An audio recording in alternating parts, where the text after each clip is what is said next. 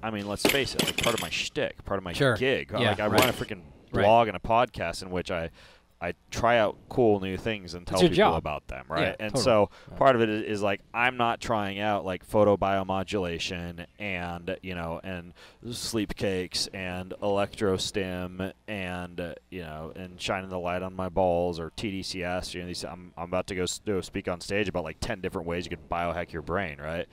I don't think everybody needs to be walking around doing that every day, but part of what I do is I'm almost like a glorified product tester for a lot of this stuff, and so that's part of it too. Is like that's what I do, and because I freelance write about this stuff, and it's my job to test it and let people know how it works and stuff. Like for me, that's part of it too. Is it's like my job.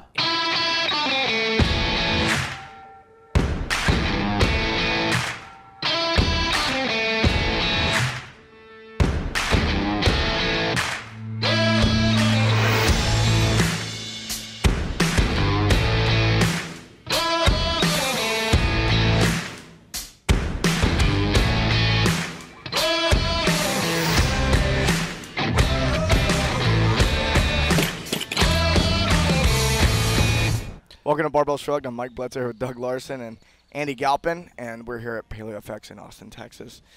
And we've roped in Ben Greenfield for yet another show. You know how you roped me in? You put a poop kit on the table.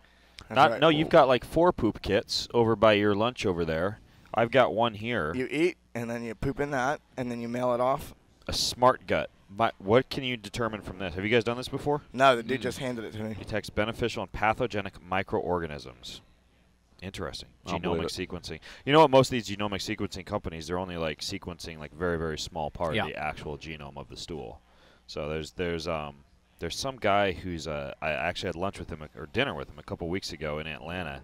He's harvesting space rocks from the moon, and he's this billionaire who's developed like this new way to sequence the microbiome. And so he's launched this company called Viome, V-I-O-M-E.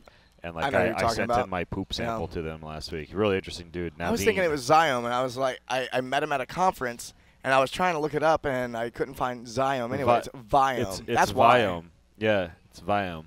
And he apparently like lives next to Bill Gates, and so he must know something about poop. I mean, if you collect space rocks and you live next to Bill Gates in Seattle, how could you not know about how to biome poop? Yeah, I'm pretty sure he has some scientists on his team too. So basically, I wouldn't waste your precious poop, because poop is a precious commodity on one of these. When you can get the whole thing done, apparently now. Well, I don't know. Maybe this does the whole thing. I don't know. I don't know. Yeah. But would they be giving out for free if it was really like the highest tech stuff? It's like outdated technology that they're now giving out samples of. I'm pretty sure that's. Have you done anything where you've had someone map any aspects of your microbiome? Oh yeah, well I've done this test, and you get your firmicide bacterioid ratio, where which apparently you can draw some conclusions about your propensity to like obesity and overweight or things like that. But I didn't get a lot out of it. Like I saw my ratios and it showed that they were good because I eat a lot of fiber and I didn't have I forget which ratio it is, firmicide to bacterioid or the opposite. You're a scientist. Do you know this? I don't know. Yeah, I don't. But apparently like one ratio is more associated with obesity and overweight and chronic disease, and one isn't. And that was most of what I got out of it. Well, what I find is, like, I've done genetic testing and other things, is somebody who's been training for a long time, been paying attention to their body, all this kind of stuff. A lot of these tests are just, a lot of times you look at it and you go, yeah, that makes sense. It's not telling you anything new because you already know yourself well enough. But a lot of people, they don't really know anything about themselves, and something like this can kickstart that process. And I like a genetic test. Like I'm a huge fan of like the 23andMe, for example. Like you take that data and you export it to like Stratagene, or if you go to like 23andU.com, there's a dizzying number of websites that you can gather like your methylation status from or anything else. But like DNA Fit is one company, right? That's who we use. Yeah, and it'll tell you like, oh, here's your fast twitch, slow switch muscle fiber capacity, and here's whether you respond better to power training versus endurance training. And I got that test, and I know that I get faster at like running long distances when I do short hill sprints, right? And then it said I was a big power responder, so it's something like you mentioned, that I've already discovered about myself, and then it said I was. But if you could have known that when you were 18, it that said I would was have been really lactose helpful. intolerant. Oh, when I was 18, I wouldn't have been like like pushing out explosive diarrhea all over the back wall of the bathroom if I would have known I was lactose intolerant. I had to figure that out through trial and error. But then the DNA test tells me that, and it's like, well, thank you. Well, what's interesting it is verifies. People they are like experiencing explosive diarrhea and have digestive issues, or they think that they've had digestive issues their whole life, so having a little discomfort after eating is a normal thing for them. And I find a lot of people, they end up having this moment where they go, oh, I'm lactose intolerant. They move that. It's like, oh, diarrhea is not normal. Right. But exactly. a lot of people live with that being their normal My everyday asshole life. is not supposed to pucker and quiver after I have a bowel movement. Yeah. It's supposed to feel like glorious sunshine and rainbows. Yeah, I mean, like I agree that when we live in this era of better living through science, where we can sequence the genome and we can, do blood and biomarker testing, and the other ones I like are like urine testing for your 24-hour hormonal evaluation. What else? Like breath testing for SIBO. Like there's all sorts of ways that you can cut to the chase faster, right? Rather than doing like the whole elimination diet or trial and error. So yeah, I completely agree. I like this stuff. Is there any one of those that you like as a starting point for someone that's never done any self-experimentation, which with all these options, it's kind of overwhelming? Well, what I tell people is gold standard. If you just wanted to like know everything that's going on inside your body and not spend money on the really fringe, like the SpectraCell analyses and the organic amino acid tests, some of these things that are like $1,200 tests that give you a shit ton of data, but it's almost like, well, I'm deficient in the amino acid methionine. But maybe we need to start with I shouldn't be eating as many Big Macs. Right. So I like the company Wellness FX has their like baseline panel, and they call it the baseline panel because that's what it is. It's just a basic, your TSH and your T3 and your T4 and your it's like thyroid $70 or something, antibodies. right?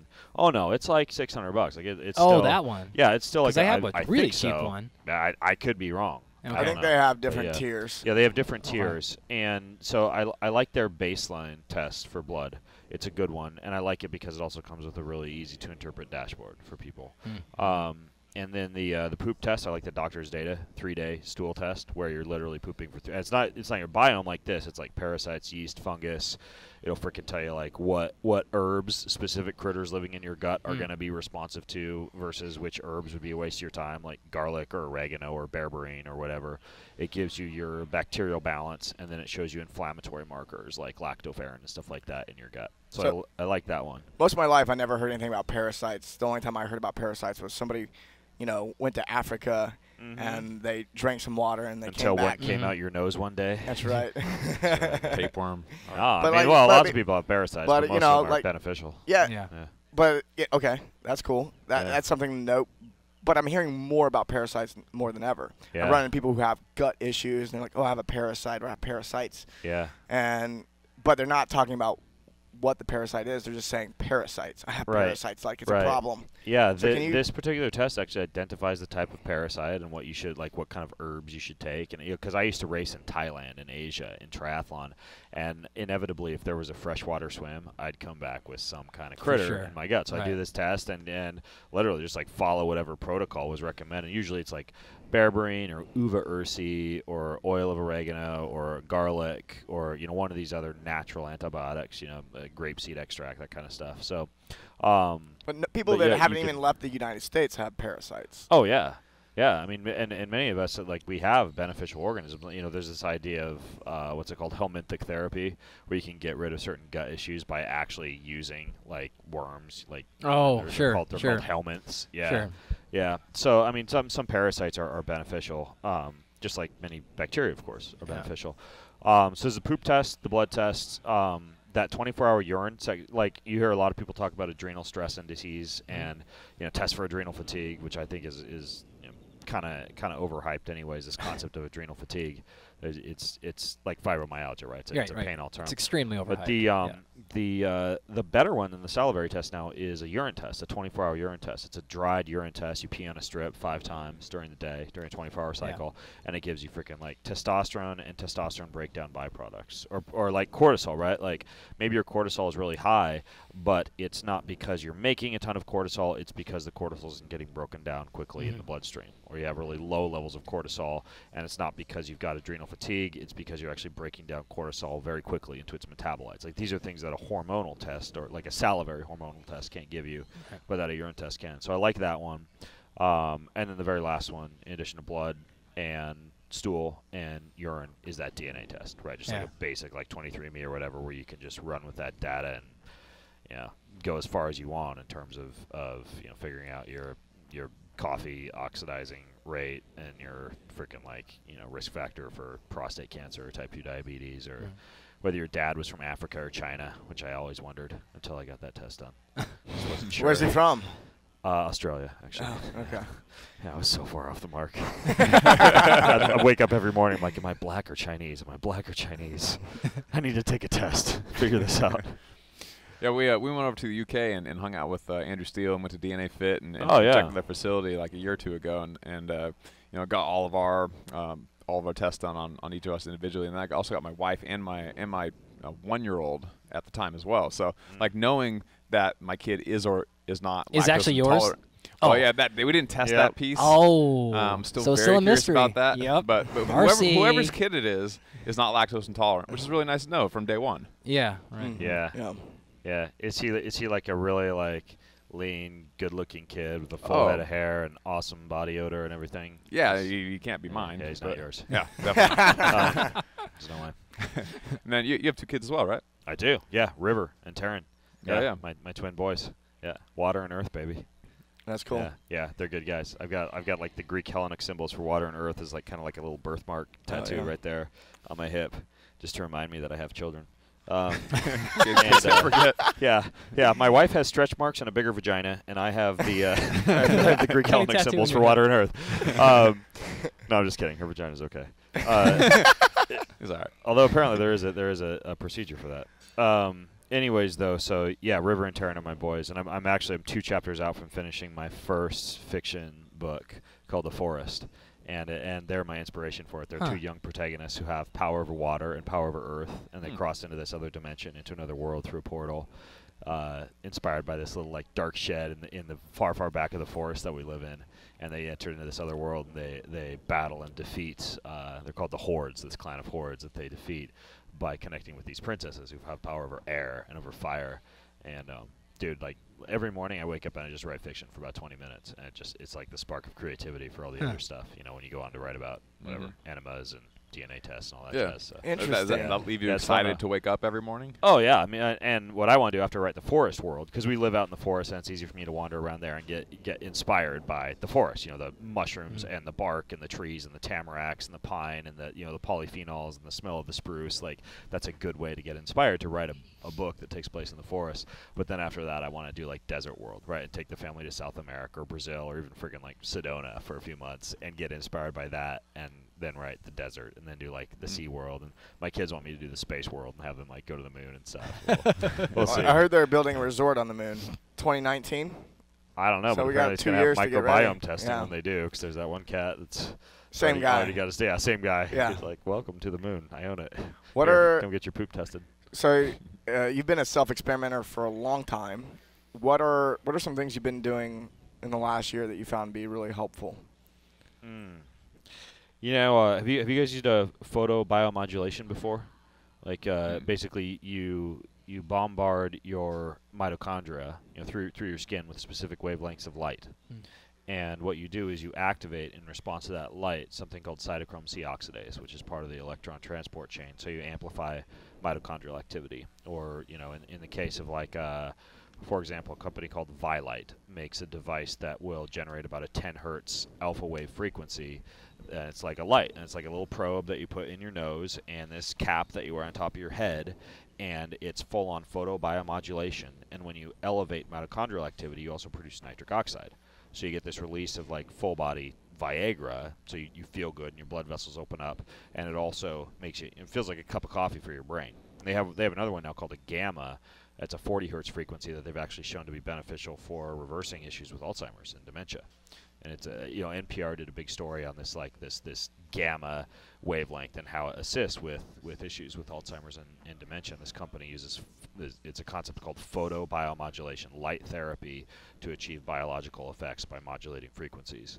So there's like a company called Vilite makes this one again with like the probe that you put up your nose and the cap that you wear on your head. and then there's another guy. You guys probably know this cat, Jack Cruz. Dr. Jack Cruz partnered up with another guy who's pretty smart named Ruben Salinas, and they developed like a wrist-worn device called a Quantlet. And this also has photobiomodulation that basically your blood gets exposed to as it passes down your arm into your finger back up to your heart. So that's like a wrist-worn photobiomodulation. There's even like the I was talking with a guy about this on a podcast yesterday. This light, so 600 to 700 nanometers of light. When you expose the Leydig cells in your testes to that wavelength of light, it actually amplifies mitochondrial activity in the Leydig cells. So you get increased testosterone, increased sperm production. So there's lots of putting light on my nuts. Putting light on your nuts. There's this thing called a Juve light. I actually have it in my office. It leans up against my standing desk. It's like this long like panel of light like this, right? And I'll sit in my office when I'm working on emails. I'll pull my pants down for about 5 to 20 minutes, and you flip this thing on, and it just blasts your crotch with this 600, 700 nanometer wavelength of light. But you can do it for your head, your nose. You can do it on your wrist. You can do the light. And you don't want to, like, there's a law of diminishing returns, right? Anytime you do this, you increase the production of reactive oxygen species, because that's what happens as a byproduct of increased metabolism. That's why too much exercise or too much eating or anything else, it's one of the reasons that it's not good for you. So it's not some you can have too much of a good thing in terms of like blasting your balls with light or sticking the photobiomodulation. I think most people's balls have not seen enough light, though. Probably. Yeah, I mean, there was even a study like back in the 40s where they looked at like UVA and UVB radiation, and even found that was helpful for male performance. Any concerns that's going to enhance any mitochondrial leaking? I don't know. I would imagine with enough exposure to it and enough elevation of metabolism in the mitochondria, you'd probably see some cellular membrane damage. And that would primarily be from the reactive oxygen species. Right. Which, of course, you can scavenge those with other practices like antioxidant intake and stuff like that. Right. But yeah, or even like things like cold showers, cold baths. But yeah, photobiomodulation is one. I own all those devices that I just talked about, and that's been kind of an interesting one to experiment with, and I feel good when I use it. I was gonna say, what's been the difference that you've noticed that it's made in your life in general? I'm more alert during the day, especially if I'm low on sleep, and I use that head one in the morning. Yeah. Before sex, the light for everything from just like increased size to increased blood flow, like rather than using pills or something like that, it works really well for that. The wrist one works really well for jet lag. And it's portable. You can put it in a bag. Like the headset one, it's really expensive, and I'm nervous about traveling with it and put it in a bag. But the wrist one, you just like you put it on your wrist and you flip it on when you're jet lagged. It seems to help a lot with that. Yeah. You run a lot of Spartan races or obstacle course races in general. You're professional. Yeah, I'm a professional barbed wire crawler, basically. Yeah. I throw spears really well. When did that become a professional really sport? Really good talent. It's going to pay off someday. Last several years. Sure. Yeah. Well, I was like a skinny Ironman triathlete. Well, I was a bodybuilder before that. And then I got an Ironman. And I did my first Spartan race. I thought I was going to crush it, right? Because I'm just like this. Yeah. I was really good at Ironman, like a really good endurance athlete. And I remember I got to the rope climb, and I didn't even know how to climb a rope. And I'm there the rope climb for so I'm there the rope climb for 10 minutes, and then I finally can't get up anymore. My grip shot, and I got to do the 30 burpees. Then I move on. I can barely make it over the wall, and I couldn't get my body low enough to climb over the barbed wire. And I realized, dude, I'm actually I'm not that fit anymore. I've been doing this triathlon thing for so long that I've lost the ability to be able to move in a functional way. So I kind of got a fire lit under me to do well at these Spartan races, because I realized this is a cool way to functionally train, to kind of scratch that primal itch to go out and get dirty and muddy and compete and everything. But it's different than triathlon, right? It's not a bunch of rich guys in spandex. It's more it's just this kind of grittier, almost like a military crowd, type of feel when you go to these races. So kind of just like a refreshing twist, a new chapter in life. And yeah, I've been doing that for a couple of years. I haven't built this obstacle course in my backyard where we've got ropes hanging from the trees and the big log weave. And I just got one of these military manuals, right, that shows the blueprint of obstacles. And then me and this guy I hired to help me, who's really much better at planting concrete in the ground than I am. We built all these obstacles up all over the house where there's horizontal rope climbs and vertical rope climbs and balance beams and hay bales to throw spears at, and monkey bars and all this stuff. So this is at your house? Yeah. This is what it takes to go pro. Yeah. No, I just think it's fun. I think it's fun. I don't really go to the gym, right? I can go outside and I've got that stuff, and I've got a little all the, some kettlebells and stuff downstairs. But for the most part, I mean, you just run around the forest and carry heavy shit and climb some ropes, and it's a fun way to train. And you get all those nature benefits. Of, you just described like every nature 7-year-old boy's dream. Yeah, I was gonna say, my kids probably love that. My shit. boys absolutely dig it. Like Mom and I will go of out there on a course. Saturday and we'll be like, hey, we're gonna go hit the obstacle course for an hour, and they'll come run around with us. And yeah, I mean, it's Amazing. kind of a cool place to have.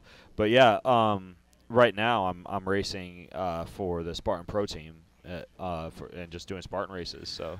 Oh, we're gonna be at the training. World Championships. Ooh, that's Yeah, a hard race. we're gonna be out there. I did that one last year twice. I did the Ultra Beast at World Championships, and you do the whole course, then you do it again, and there's like a blizzard coming in, and so when you do it twice, it's a marathon of obstacle course racing. And I was at like 23 miles, and this pickup truck is like coming down the mountain, and they've got like people piled in the back of the pickup truck, and this racer is like walking back down the mountain. They're like, they're gonna shut down the course, like there's a blizzard rolling in, and there were so many people that year that got like pulled off the course. They didn't get their medal. Like it was a big controversy. Dang. So 22, 23 miles, I just started busting ass. I went deep into the pancake because I'm like, I'm not gonna fucking like go 22 miles And get then pulled. get pulled off the No course way. at mile No 24 way. because there's a blizzard. So I No. finished and everything, but the last 4 miles were painful because I was boogieing. I was like, I do not want to get pulled off this course. So You think you yeah, ended up with a better time because of that, though? yeah, I'm pretty sure I wouldn't have gone that fast if I wasn't motivated to finish. Yeah. But that race, you want to be ready for the altitude, right? So Mm. you want to get an elevation training mask. Or did you guys see the thing downstairs, the hypoxic air generator? Yeah, let's get into this, That's please. actually pretty cool. Okay, yeah. So, training for elevation. Yeah. How does that work Okay. in your mind? All right. So here's how it works in my mind. I can't go to the mountains. I live at like 3,000 feet. The closest mountain to me is like 5,000 feet. You don't really get much of an altitude training effect until you're above 6,000 feet, right? So I can't go to the mountains and train. I'm not some single guy like some of these pro racers who are going to move to Mammoth or whatever and go train there for 3 months before the race. So there are some things you can do. They've shown that sauna exposure, especially post-workout, 30 minutes-ish of hot sauna exposure can actually increase erythropoietin levels, like EPO, very similar to altitude training. So that's one trick you can use. So train, hop in the sauna. Train, hop in the sauna, get hot. Like you get a good increase in your cardiac output, your blood flow, and your red blood cell precursors when you do that. You just need to be pretty hot when you go in and stay in for a little while. What's a little while? 30 minutes? I stay in 30 minutes. Okay. Yeah, like until you're uncomfortable. Yeah. So if I'm people planning to that put a don't sauna know- in my house soon. I'm Yeah. figuring out all the benefits. Yeah. For people Yeah. that don't know what EPO is and how that works, like, why is that a benefit? It's a red blood cell precursor. It's like what I believe your bone marrow. It's either the bone marrow or the liver releases it to allow you to create more red blood cells. So Yeah. And red blood cells You have carry hemoglobin. oxygen. red Right. blood cells carry oxygen to muscle. Yes. You can there are different supplements that seem to have a pretty good effect. Echinacea. There's some really interesting studies on echinacea and its ability to boost EPO. Similarly, cordyceps is another one that I like for that, like cordyceps mushroom extract. There's some of these things you see like Sherpas using, right? Like rhodiola is another one. Yep. Another common supplement for elevation. There's one other. Oh, the beetroot extract, yeah. like anything that Arginine, vasodilates. yeah. Or Viagra, a little Right. bit, or Carmagra if you want to save some money. Just get a little sildenafil in the system. Hope a hot girl Do you doesn't do run by while you're doing the Viagra Spartan race. regularly or a day of the race? Or what are we doing here? I don't know if you need to load with it or not. But it's banned by WADA, and you don't do it because it's not, you're not supposed to. Okay. But The Viagra. This reminds me of this day. If you I'm get pee tested after the race, you're screwed. They'll be like, this cat had Viagra, and we're gonna strip his medal. We don't know what he was thinking. if you got That busted Mike Viagra, that'd be the Bledsoe. best. It'd be worth it. I Dude, got kicked out of the they're- It'd be the most sport. fun race ever. I did the whole race. I didn't get a medal because I was popping my pills. Little blue I'm pills. chafed in all kinds of weird spots. Yeah. so. There's certain things that, like, if I were to get busted for substance use, that's Right. one of those that, like, I'd be okay with. I'm like, yeah, I was using Viagra. Yeah, exactly. They're not kicking you out of the Hall of Fame for that. No. Everyone's just gonna No. get a nice little chuckle. That's right. And then from a practices standpoint, I mean, I was halfway joking about like some of these breathwork things. I mean, I see that like you're wearing the XPT hat. That's Brian McKenzie's performance Yeah. breathwork stuff. Yeah, Yeah. I'm an advisor for the company. Like a lot of that performance breathwork, a lot of the ability to strengthen inspiratory and expiratory muscles and diaphragm. I mean, when you look at cardiovascular fatigue at altitude, there is a bigger strain on just the actual muscles, right? Not just your oxygen carrying capacity, but the muscles themselves. They get tired more quickly. And so when you look at things like power breathing, fire breathing, yes, things like the power lung and the elevation training mask and these things that don't simulate altitude but do train the muscles or do increase your tolerance to carbon dioxide and that dead space in front of your mouth. Things like that can actually help. Not as much as climbing a mountain, but when you combine those with sauna and some of these other things to help boost red blood cells, you start to be able to kind of like hack your way into a decent amount of ability to be resilient at altitude. That's a really important point. People often misinterpret the elevation training in those contexts. So whatever your device is, they're not trying to simulate the oxygen concentration that you're getting in your blood or oxygen saturation with the mask. What they're trying to do is work on the breathing mechanics, but the sauna and stuff can do those other oxygen exchange issues. So when you combine them together, then you get the physiology with the mechanics, and that's the true beauty in those things. They're not as poor as their marketing strategy with the mask initially was, at least. Like that's not the point of it. I don't think they even call it elevation mask anymore. No, they just changed. Mask, I mean, it's a good for people who don't know. Yeah, it's a good benefit-driven it's a mechanics issue, though, marketing issue. Yeah. But what ends up happening is a coach who knows what's going on sees that and says this is bullshit. Right. But then they also miss the mechanics issue. Yeah, we showed very clearly with our first study like 5 years ago, and 20% improvements or more in VO2 max with one session of breathing drills. So like that alone with people that have no idea what they're doing. No, we used Moss Rutan's O2 trainer. Yep. But it's the same thing. It's just basically. I keep like a power lung in the glove box of my car. Right. I don't drive that much. When I drive, I'll just pull that thing out and I keep that and Captains of Crush hand grip trainer. When I'm driving, I can train my lungs and I train my grip. Yeah, yeah. I have a power lung in the directions specifically say. You should be careful when you're using this thing. I'm careful. You're like driving down the road, down the interstate. How do you know I don't have a Tesla? How do you know that? I don't have it up in Washington State. My own little self-driving car. It just drives all by itself. I have a beat-up pickup truck. You could probably. If I let go of the steering wheel, it's like the axles are so bad, it just like weaves off the road. So no, I am careful. I do drive with my knees. Kids, drive with your knees. Don't get completely off the steering wheel. Those are some of the things. Yeah, and then probably the last thing that comes to mind to wrap up that discussion, pun intended, would be cellophane runs. The way these work is you just like wrap your head in cellophane and you go for a run. And you want to be ready for altitude. It's just like it works perfectly. Seriously. Yeah. You got a brand that your own line of cellophane and just sell it for 10x the cost. I'm gonna call You're only gonna get one. I'm gonna call it the Reebok Cellophane Nano 7.0 mask. Yes, that's a good idea. Yep. Yeah. A second ago, you mentioned various types of mushrooms, and I feel like mushrooms as a category, as far as a health supplement, are getting more and more and more popular. Is that something you've experimented with a lot, and what are the benefits there? Well, I like reishi mushroom as a relaxing mushroom so much that I got these reishi spores. That company that's downstairs, the Four Sigmatic company, they advertise on my podcast, so they send me mushrooms. And they sent me this, they send these bags, like you got reishi and then you got reishi spores, which are like reishi on steroids. And reishi's super relaxing. It just helps me take naps and helps me before I go to bed. And I just dump the packets in my mouth and just go, because I don't like to drink a lot before I go to bed because then I have to wake up and pee. So I just dump that in my mouth. And what I did was I got one of those magical butter machines. Have you guys seen these before? No. Make your own edibles. So I used to make a lot of just THC tinctures. It was basically just like Everclear and decarboxylated weed. And then you it's potent, and you put in a little dropper bottle. I got a funny story about a THC tincture. Oh yeah. My little brother dropped just one drop in my mom's wine. So potent. One night, and my mom didn't know. Yeah. She had the best night of her life. Oh, that's hilarious. No, see, I'll use like Green Kush or Blue Dream or like something kind of Blue Dream, the classic, like a heavy indica. And then just for like a nighttime tincture or whatever. But what I did was I got this magical butter machine. I'm like, well, I know that reishi works really well for relaxation. I do know if I use like a good relaxing indica strain that it's pretty good for relaxation. And I start thinking, I'm like, well, what else? I mean, I got this. It's like a commercial countertop immersion blender. What else can I use this for? So I got distracted. Art Devaney, the godfather of freaking fitness, just walked out here. Yeah. That cat's cool. So anyways, I I thought, well, I like a red strain of kratom, which is really it's like an opioid-like painkiller that induces a euphoria effect, and I use it. I like it. Sometimes I'll take some before I take a nap. Sometimes I'll use like the white strain instead of a cup of coffee in the morning. It's a cool. It's related to the coffee fruit plant, and it's very euphoria inducing. I've heard kratom shouldn't be used every day. Is that something you agree with, or what's your take on it? I don't think it's processed that heavily by the liver.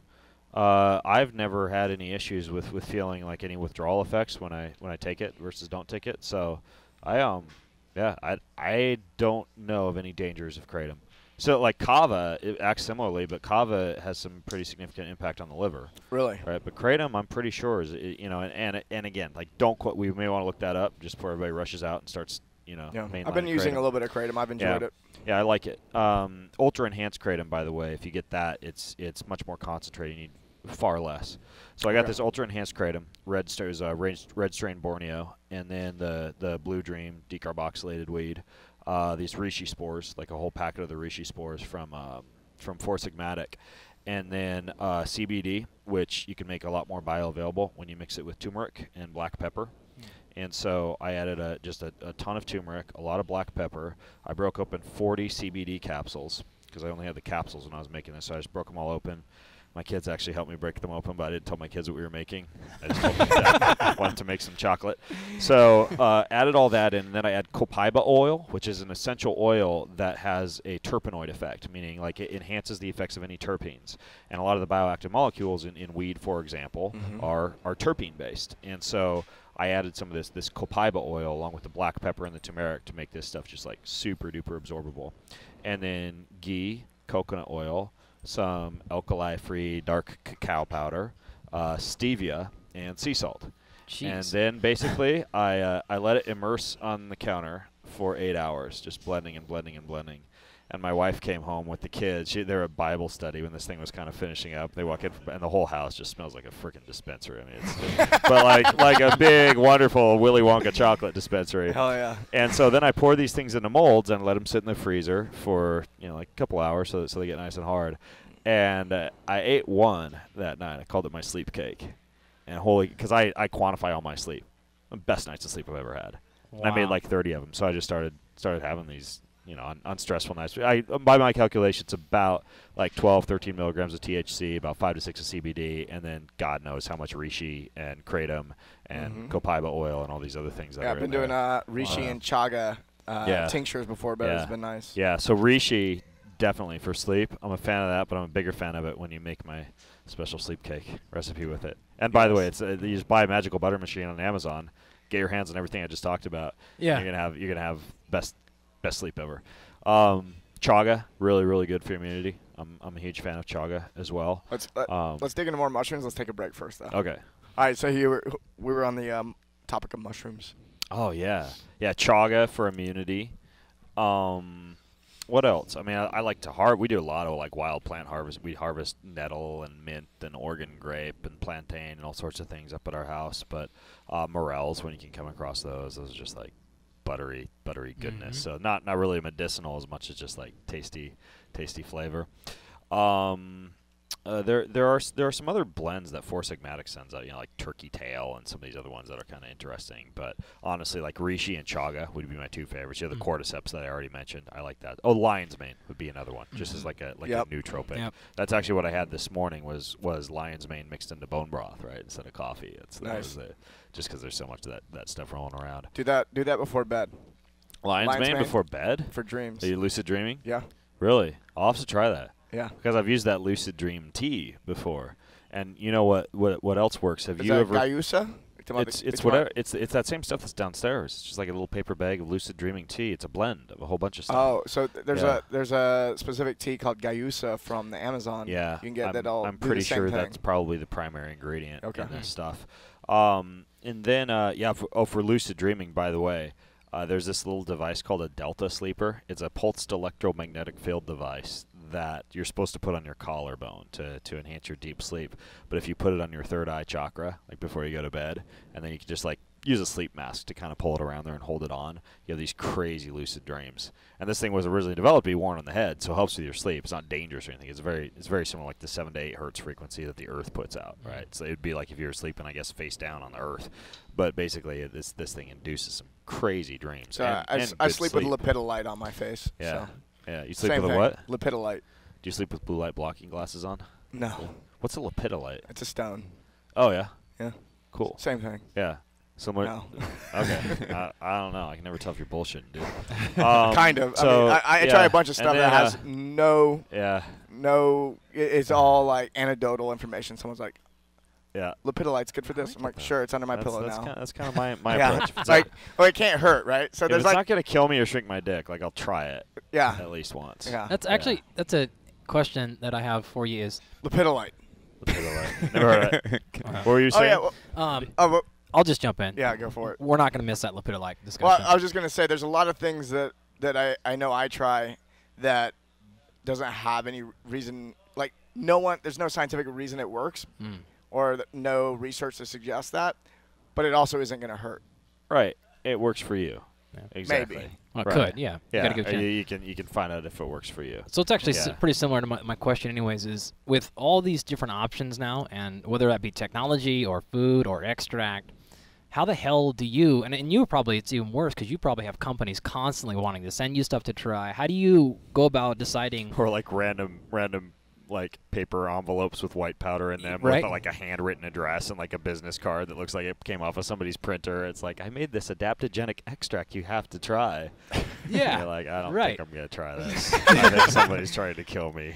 So Yeah. how do you go about deciding when you're going to live we'll just call it natural, or like I'm going to not use any of these, whatever term you want to call them, hacks or not, or which ones do you decide, which ones do you balance? Oh, Because yeah. you can't, if not, you're hacked out all day, right? Yeah. You're like, No, what the hell's life anymore? I have a name for that. It's called my wife. She goes to bed and just like, no sleep mask and no like photo biomodulation and no supplements and no workout. Right. She just freaking like gardens all day and takes care of the goats and chickens, and then she goes to bed, she closes her eyes and goes to sleep and wakes up and Interesting. like, yeah, no, like we're like yin and yang. She doesn't give a shit about any of this stuff. at Perfect. all. Yeah. So anyways though, so for me, there's two things that come to mind. Number one is I do quantify, right? Like every morning I take my heart rate variability to see how something I've used has affected my nervous system, and sometimes I'll do 24/7 heart rate variability monitoring to see how something I'm doing all day is affecting my nervous system. Like if I start some new supplementation protocol, or I'm doing a new type of workout, I'll wear a heart rate variability monitor during that. I do all those tests that we talked about. I do those about every quarter, right? Aside from the genetic test, it doesn't change that much. So I'm constantly kind of taking a look at how my body is changing Right. until CRISPR technology. Quarterly genetic testing. CRISPR is coming. Then we got to test all the time. You can get your epigenetics tested. Yeah. What are the Chinese doing to my DNA? Oh shit. Which apparently they're like making people like they're like knocking out the HIV. Yeah. genetic markers and all sorts of crazy stuff. Oh, they got so But, much stuff too that like. Yeah, Yeah. that Another show. I wear this ring all the time, which tracks my sleep and my sleep latency. I've been curious about my that deep because I've been sleep, seeing different like watches and stuff. temperature, I've HRV. heard that ring is actually It's more accurate when it's on your wrist. At least for sleep, it's more accurate. Or Okay. I'm sorry, on your finger. For sleep, it's more accurate. Plus, it's like I don't want some on both wrists, and I don't want a watch. Like most of the watches are constantly transmitting like a Do you sleep class with a watch 1 and a Bluetooth ring? signal. So I sleep with a watch, but there's no Wi-Fi or Bluetooth on my watch. I can put the ring in airplane mode, which you can't do with a lot of these devices. So I disable any radiation or anything because I just don't like that idea of just constantly being like Totally. hooked up to stuff. So between those things like heart rate variability measurement and the ring and this blood and biomarker testing, I can kind of keep my finger on the pulse of how certain things are affecting me. And then so that's part one is I quantify it. Right. And then part two is, I mean, let's face it, like part of my shtick, part of my Sure. gig. Yeah, like I right. run a freaking Right. blog and a podcast in which I try out cool new things and tell your people job. about them, right? Yeah, and totally. so part of it is like I'm not trying out like photo biomodulation and and sleep cakes and electrostim and and shining the light on my balls or TDCS. These I'm about to go speak on stage about like 10 different ways you could biohack your brain, right? I don't think everybody needs to be walking around doing that every day.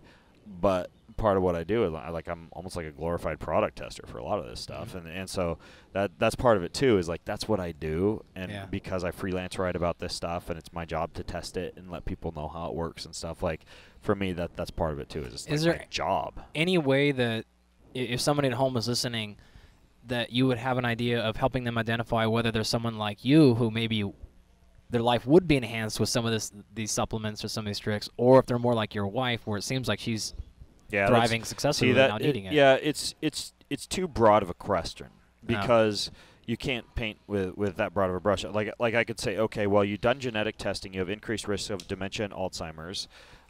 You've got high fasted blood glucose and high hemoglobin A1C, which is going to put you at further risk for that type of type 3 diabetes. You might be somebody who would benefit from, let's say, a ketogenic diet and photobiomodulation in that gamma frequency, and like a Dexcom G5 blood glucose monitor for a month, so we can adjust. And so you take a person and you test them, you look at what their risk category is, and then you say, okay, well, these are the biohacks or the supplements or the things that you should do, rather than just saying, do it all. Like buy everything on the Bulletproof website and the Low Blue Lights website and the Wellness FX, get all the tests and just do everything. It's like I think it's better to just like get a little bit of quantification done and then figure out some of those little things that are going to be the biggest winners, like the 80/20s. Yeah, so start with one thing and then move on. And if you want to, I mean, I have some people that like these rich CEOs will come hire me and they're just like, I just want to do everything. Like I'll buy everything you tell me what to buy. I'll buy everything. I'll do all the tests, and so I walk them through that, and they do everything, and they do like I do. And they wake up, they do their HRV, they go downstairs, they do the photobiomodulation, they put the 5 different things in their coffee, and then the standing workstation with the ball light, and just everything all day, and it's fun. But then there's times when I just go I go hunt for a week, right, out in the high mountains of Colorado. I got nothing. Right, it's just me and my body and whatever I want to forage, or a few beef jerky bars and a bow, right? Yeah. So it's kind of like the opposite of the hedonistic calendar, right? So you find some balance there. Yeah, exactly. So it's like as long as you're able to realize that this stuff isn't like necessary to be happy or to live a fulfilling life, but it is better living through science in many cases. Like I do feel better and sleep better when I'm at home than when I'm camping out in the wilderness. Like a lot of people say I feel great after I camp. I'm like, I actually usually I wake up multiple times during the night, and then the birds are crying at 4 a.m. and you get up and you're really tired by noon because you've been out hiking around. It's like, there are some things that actually feel pretty good about like hacking your life when it comes to sleep and rest and relaxation and stuff like that. But I think you just have to balance that with whatever, Spartan racing and hunting and the stuff that kind of gets you out in the elements. So, right. Yeah. What was the name of your talk that you just mentioned a second ago? The talk I'm going to give. Yeah. It's called Advanced Brain Biohacking.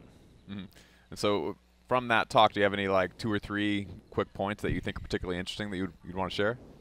Cover the bases. So before you jump into anything that I talk about in the talk I'm going to give, you need to make sure that you've addressed things like a leaky blood-brain barrier by shutting down inflammation and sleep and de-stressing. You need to address your neurotransmitters with like adequate magnesium and amino acid intake and choline precursors and DHA. You need to address neuroplasticity just by like learning new things and challenging your brain and doing brain aerobics and doing these things that actually make smoke come out your ears before you're starting some of these other things. And then the last piece would just be like addressing your HPA axis, like taking care of cortisol and all that jazz, like covering your bases. And then you jump into some of the stuff that's kind of fun, right? Like stimulating the motor cortex with TDCS before a workout, or using that photobiomodulation that I talked about. What's TDCS? Or transcranial direct stimulation. Yeah. Like stimulation of the neurons in the motor cortex to make a workout feel easier or to acquire a skill more quickly. Yeah. Or you use something like, what would be another example? You would, for example, use like pulsed electromagnetic field therapy for enhancing sleep or enhancing alpha brainwave production for focus, or neurofeedback, right, where you attach electrodes to your head and you fly a spaceship with your mind. And yeah, you should learn basic meditation before that, but this is a way to shortcut your way to gain some of the advantages of that even faster, to train your subconscious even faster. So I get into a lot of these things that are considered like technology, like more advanced technologies to get more out of your brain once you've got the basics taken care of. That's what I'm going to be talking Yeah, about. I mean, it's common. I run into people a lot of times that they're doing all these hacks, but they haven't done the basics yet. Why aren't you freaking like learning how to play a flute before, and use that as a way to increase neuroplasticity before you just like, whatever, take psilocybin and use a Muse headband or something like that. Yeah. Like they're like, it's like effort, right? It's like that electrostim thing we were talking about. They got the electrostim downstairs and it simulates the 600-pound squat and stuff. But I think you should still just like lift heavy shit sometimes. Right. Like Agreed. you got to find a balance. So Yeah, mentioning Alzheimer's and neuroplasticity, and you just call it type 3 diabetes, which I keep hearing more and more people saying that term. But just learning new things. I was watching a TED Talk the other day. There's basically saying that just if you keep yourself learning new things, even if you are predisposed to having Alzheimer's in the future, just the fact that you're still out learning new things on a day-to-day basis can actually ward off and push back that disease. So to speak. Recent study on Alzheimer's shows that it's really a multimodal approach. Like that helps. Some of that light stuff and frequency stuff that I talked about helps. Ketogenic diet helps. DHA intake helps. Even like love and family and relationships, oddly enough, seem to help. So, it's like if you have increased risk for dementia and Alzheimer's, or if I did, right, I'd still be learning new things. But you can't learn new things and then like be eating Twinkies and expect to still not get some like neurofibrillary tangles or some kind of like oxidation of neural tissue or something going on. So, it's like a little bit of everything is what seems to be the best treatment when you look at a lot of these studies, or they're kind of like. What do you call it? Not a case study, but study like 11 or 12 people. Yeah. You don't have a term for it. Yeah. Just a very very small n equals 1, right? Or very very small n for the study itself. They're still showing some pretty good data that with it's effectively a pilot study. Multimodal approach to Alzheimer's and dementia, you can see some pretty cool effects when you mix all these things together, right? Yeah, it's probably also a major fallacy that those things are single caused. Right, and so therefore, if it's not single cause, it's not going to be single treated. Right. So the reason it developed in you and you and me is probably 4 different things, and so we're going to have to address that in 4 different ways. Yeah. Those smaller initial studies allow us to do that and target some things that may not work across the broad spectrum, but we're going to have to give people the option as opposed to giving them one simple treatment, because that clearly doesn't work very effectively anyways. Except smart drugs. We all know that those are just, they work for everyone. Anything. Absolutely. Constipation, Alzheimer's, anything. Have you put qualia up your ass yet?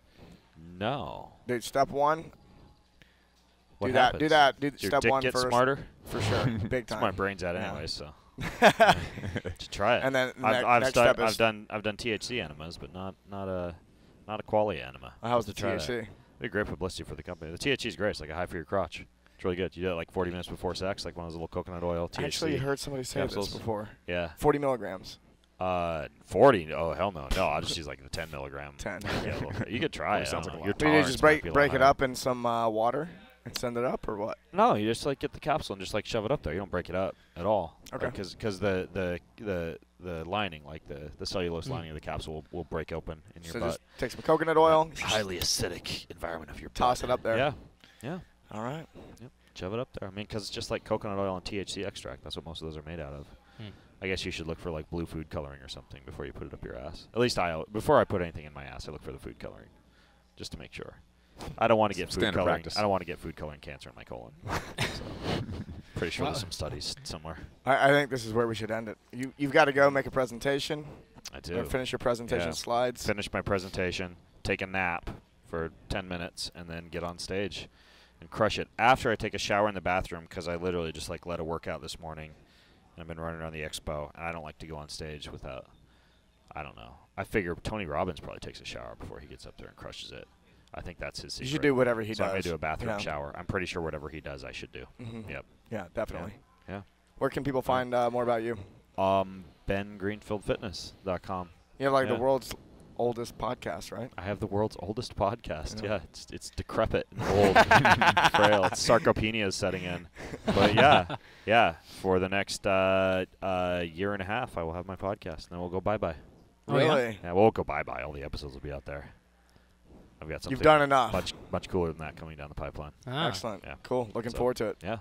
Thanks for coming on. Cool. Thanks, Ben. Thanks, guys.